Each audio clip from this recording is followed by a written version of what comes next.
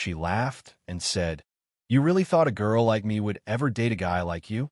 Her friends couldn't stop giggling. I smiled and replied, "Good. Then this is the last time you'll have to see me." Later that night, her best friend sent me a snap that made my hands go ice cold. I'm 27, and up until 3 months ago, I thought I had my life figured out. I'd been with Cassidy for almost 4 years. We met at a mutual friend's birthday party. And honestly, I fell hard. She was magnetic, the kind of person who walks into a room and everyone notices. Me? I'm just a regular guy. I'd saved up a decent amount over the years. I wasn't rich, but I was comfortable. Cassidy worked part-time at a boutique downtown and always talked about starting her own fashion line someday. I supported that dream. I paid for most of her dates, covered rent when she was short, bought her the car she wanted for her birthday last year, a used BMW, but still, she cried when I gave her the keys, told me I was the best thing that ever happened to her. Looking back now, I see how stupid I was. It started unraveling about 2 months ago. I noticed she was distant, always on her phone, laughing at texts she wouldn't show me. When I asked who she was talking to, she'd say just the girls or work stuff. I trusted her. Why wouldn't I? We'd been together for years. Then came that Saturday night, June 17th. I remember the date because it was supposed to be our anniversary dinner. I'd made reservations at this upscale Italian place she'd been wanting to try. Cost me over $300 just for the deposit. I showed up at her apartment to pick her up at 7 p.m. sharp, wearing the suit she liked. She opened the door in sweats and a tank top. No makeup, hair, and a messy bun. "Oh," she said, not even looking guilty. "I forgot to tell you. I'm going out with the girls tonight." Rain check. I stood there like an idiot, holding flowers. "Cassidy, we've had this reservation for 3 weeks. It's our anniversary." She rolled her eyes. "Babe, anniversaries are just capitalist constructs anyway. We can celebrate whenever." Before I could respond, I heard laughter from inside her apartment. Female voices. I recognized them. Her friends Brittany and Zoe. They'd never liked me. Always made these little comments about how Cassidy was too good for a guy like me. How she should be dating someone with ambition. Brittany appeared behind Cassidy, drink in hand. Oh, he actually showed up. "Cass, I thought you said you were handling this." "Handling what?" I asked. Cassidy sighed like I was being difficult. "Look, I didn't want to do this tonight, but I think we should take a break. A break on our anniversary. See, this is exactly what I mean. You're so clingy. I need space to figure out what I want." Zoe chimed in from the couch. "Honestly, Cass has been unhappy for months. She's just been too nice to say it." I felt my face get hot. "If you've been unhappy, why didn't you tell me? Why did you let me think everything was fine?" Cassidy crossed her arms. "Because you're sensitive. I didn't want to hurt your feelings, so you're hurting them now instead." The night of our anniversary. Brittany laughed. Actually laughed. "Dude, take a hint. She's outgrown you. It happens." I looked at Cassidy, waiting for her to defend me, to tell her friends to shut up. She didn't. She just stood there chewing her bottom lip, avoiding my eyes. "So that's it," I said. "For years, and you're just done?" "I think it's for the best," she said quietly. "You deserve someone who appreciates you, and you don't." She didn't answer. I left the flowers on her doorstep and walked back to my car. As I was pulling away, I heard them inside laughing again. Brittany's voice carried through the open window. "Oh my God, did you see his face? He looked like a kicked puppy." More laughter. I drove around for 2 hours before going home. Didn't cancel the reservation. Just let go to waste. Update 1. For the next week, I was a mess. Called in sick to work twice. Couldn't sleep. Couldn't eat. I kept replaying that night in my head, trying to figure out what I'd done wrong. I texted Cassidy a few times asking if we could talk. She left me on read every time. Then 8 days after the breakup, I got a text from a number I didn't recognize. "Hey, it's Lauren, Cassidy's friend. We need to talk. Can you meet me at Greystone Coffee tomorrow at 2? Lauren? I'd met her once or twice at parties. She was quieter than Cassidy's other friends. Seemed decent enough. I didn't know why she wanted to meet me, but at that point, I was desperate for any information. I showed up 15 minutes early, ordered a black coffee I didn't drink, and sat in the back corner. Lauren arrived right on time, looking nervous. She kept glancing at the door like she was worried someone would see her. "Thanks for coming," she said, sliding into the seat across from me. "What's this about?" She pulled out her phone, hesitated, then turned it toward me. I need to show you something, but you have to promise not to tell Cassidy I was the one who told you. Told me what? She opened Instagram and showed me Cassidy's story from the night of our anniversary. There was a video. In it, Cassidy was at some club downtown dancing with a guy I'd never seen before. Tall, good-looking, wearing a designer jacket. His hands were on her waist. She was laughing, kissing his neck. The timestamp said 10:47 p.m., less than 4 hours after she dumped me. Who is that? I asked, my voice barely above a whisper. His name is Cameron. He owns a few restaurants downtown. Cassidy's been seeing him for about 2 months. 2 months? While we were still together, while I was paying her rent. Why are you showing me this? I asked. Lauren looked genuinely uncomfortable. Because it's not right. Cassidy's my friend, but what she's doing is messed up. She's been lying to you, using you for money while she was already dating this guy. And now she's telling everyone that you were a boring boyfriend and she had to upgrade. She said that her exact words at brunch last Sunday. Brittany and Zoe were laughing about it, about how you probably cried when she dumped you, about how you were so easy to manipulate. I felt like I'd been punched in the stomach. Lauren reached across the table. I'm really sorry. You deserved better than this. I thanked her and left. Sat in my car for 20 minutes just staring at the steering wheel. Then I scrolled through Cassidy's social media. Her Instagram was private now, but I checked her tag photos, found Cameron's account, public, loaded with pictures. There were photos of them together going back 7 weeks.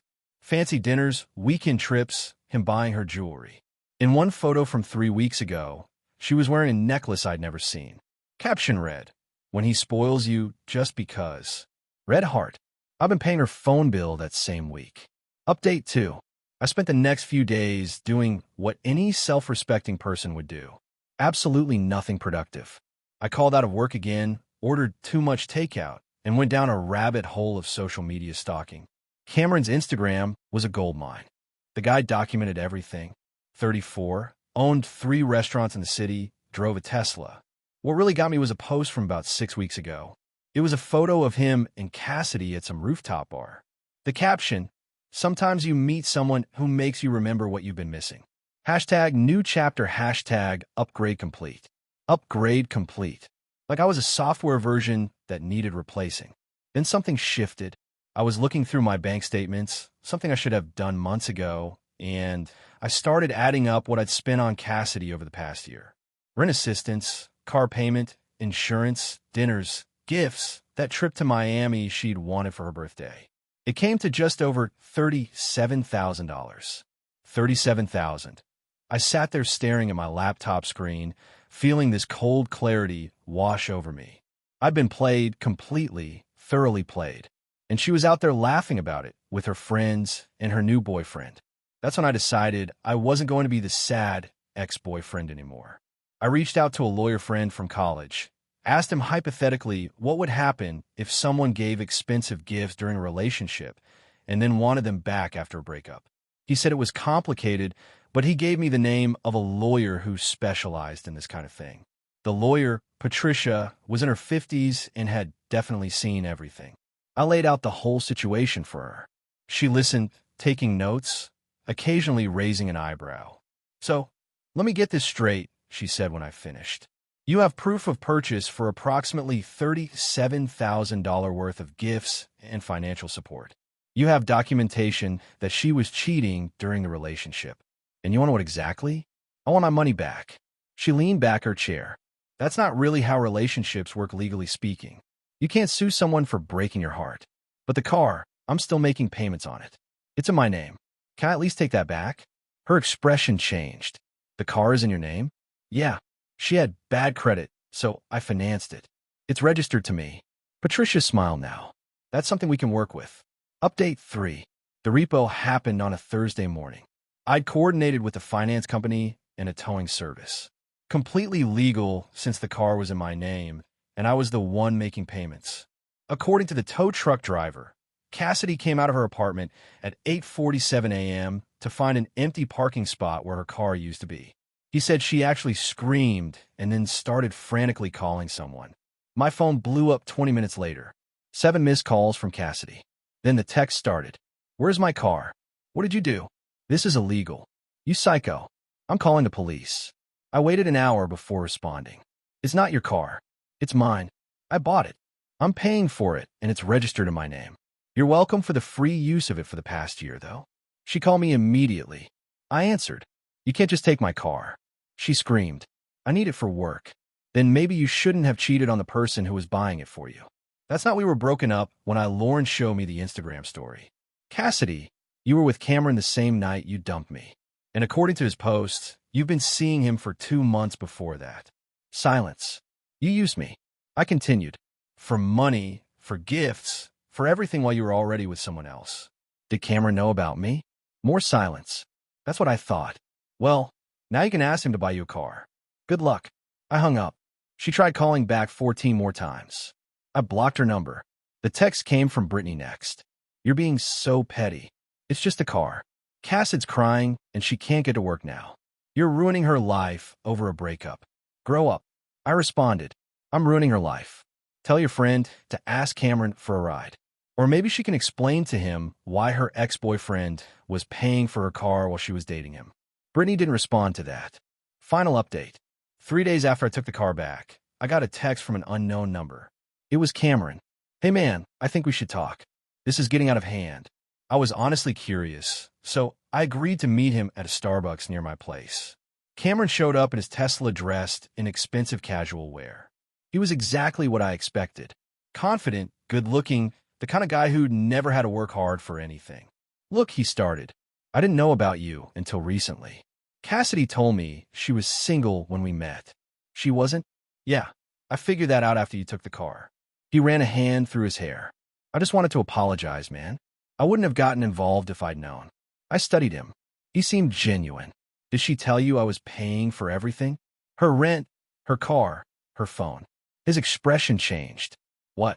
While you two were going to fancy restaurants and taking weekend trips, I was covering her basic expenses. I showed him some of the bank transactions. His face went pale. She told me she was financially independent. She worked part-time retail. She wasn't saving anything because I was her savings account. Cameron sat back, looking genuinely disturbed. I had no idea. We sat in awkward silence.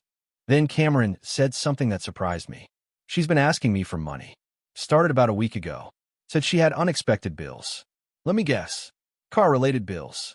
Yeah, actually. And rent. She said her roommate bailed, and she needs help covering it. She doesn't have a roommate. She lives alone, and I was covering half her rent. Cameron's jaw tightened. He pulled out his phone and showed me his Venmo history. He'd sent Cassidy $1,200 over the past 10 days. I'm such an idiot, he said quietly. Join the club. I paid dues for 4 years. He looked at me with something like respect. What are you going to do now? Honestly, I'm done. I got my car back. I blocked her number, and I'm moving on. But you might want to ask yourself if you want to be with someone who lies this easily. Cameron nodded slowly. Yeah, I think we're done. He stood up, then hesitated. For what it's worth, she's been calling you crazy, telling everyone you're stalking her, and won't leave her alone. Of course she is. Just thought you should know. He extended his hand. I really am sorry, man. I shook it. Not your fault. You didn't know. It's been almost 6 weeks since everything went down. I'm back at work full-time. I actually got a promotion last week that came with a decent raise. The car situation resolved itself. I sold it to a dealership and made back about 60% of what I put into it. Through mutual friends, I heard Cameron broke up with Cassidy 2 days after a coffee meeting. He confronted her about the money and the lies, and she tried to spin it that I was a controlling ex. He didn't buy it. Cassidy tried reaching out to me one more time about 3 weeks ago using Lauren's phone.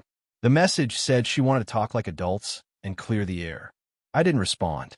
Lauren told me Cassid's been struggling, lost her job at the boutique because she missed too many shifts without reliable transportation. Moved back in with her parents. Brittany and Zoe apparently distanced themselves after everything became public. I don't feel good about any of that. I'm not vindictive enough to enjoy watching someone spiral, but I also don't feel bad. She made her choices. About 2 weeks ago, I matched with someone on a dating app. Her name's Rachel. She's a teacher, and we've been on 3 dates so far. Nothing serious yet, but she's genuine in a way I forgot people could be. She insists on splitting checks. She shows up when she says she will. It's refreshing. I'm not going to pretend I'm completely over everything for years, doesn't just evaporate, but I'm getting there. And I learned something valuable. Someone who actually cares about you won't make you feel like an ATM with feelings. Won't laugh with their friends about how easy you are to manipulate. Won't trade you in the second someone with a bigger bank account shows interest. I deserved better than Cassidy. And honestly, she deserved exactly what she got. Edit 1. A few people have asked if I ever got any of the other money back. Short answer, no. Gifts are gifts legally speaking. The car was the only thing I could reclaim because it was technically still mine. Edit 2. Yes, I know. $37,000 is an insane amount to spend on a girlfriend. Trust me, I know. Looking back, I could see exactly how it happened. Small things that added up over time, and me being too blind to notice I was being used. Thank you for watching until the end. Please subscribe to the Echo Tales channel and share your impressions of this story in the comments under the video.